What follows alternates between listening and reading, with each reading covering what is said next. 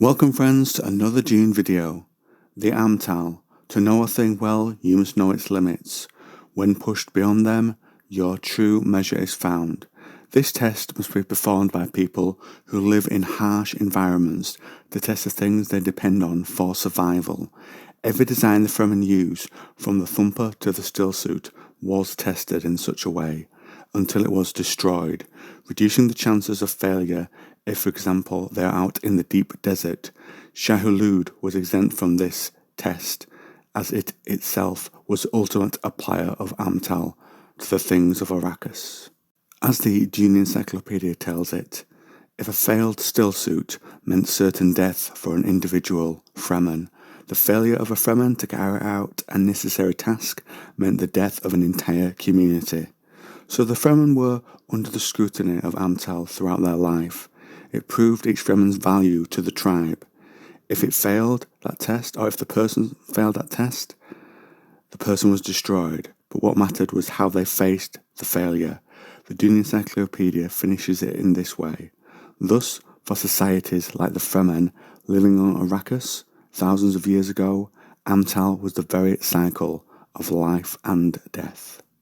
When Paul and Jamis face off in the original Dune novel by Frank Herbert, one of them is going to be destroyed.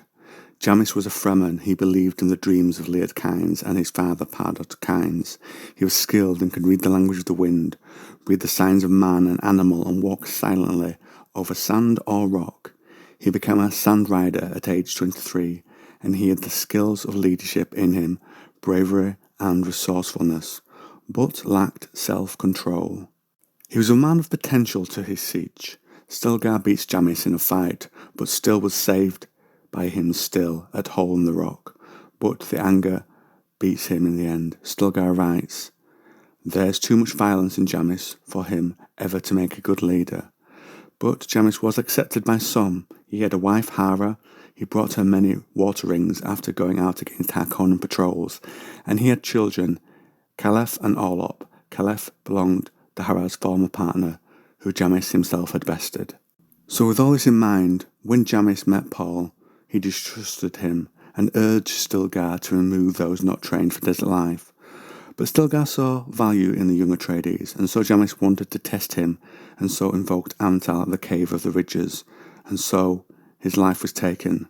That death got Paul his siege name, Usul, the strength of the base of the pillar, and his manhood name, Paul Muad'Dib.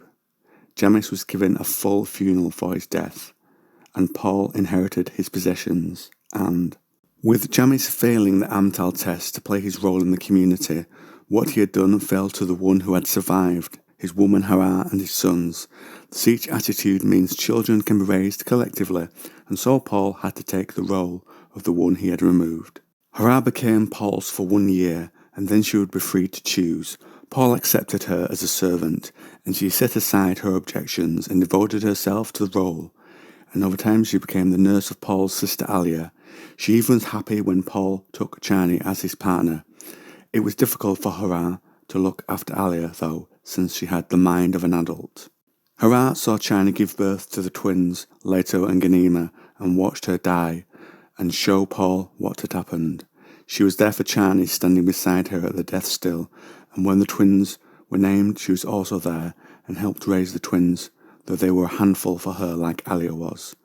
She also earlier married Stilgar as his second wife. She saw the many deaths of the Atreides later, such as Alia and Paul, Alia hitting the hardest. It hurt the maternal part of her that had raised her for many years. The Dune Encyclopedia tells us, when she died in her sleep at Siege Tabor, the one place in the universe she would have undoubtedly chosen for her end, the entire siege, joined by the royal family at Arrakis, mourned her and accorded her a full ritual funeral, as was befitting.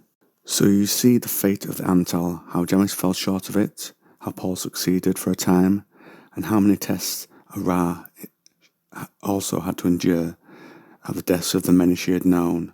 They all endured the constant testing of Amtal that is part of the Fremen of Arrakis. Anything to say? Comment down below.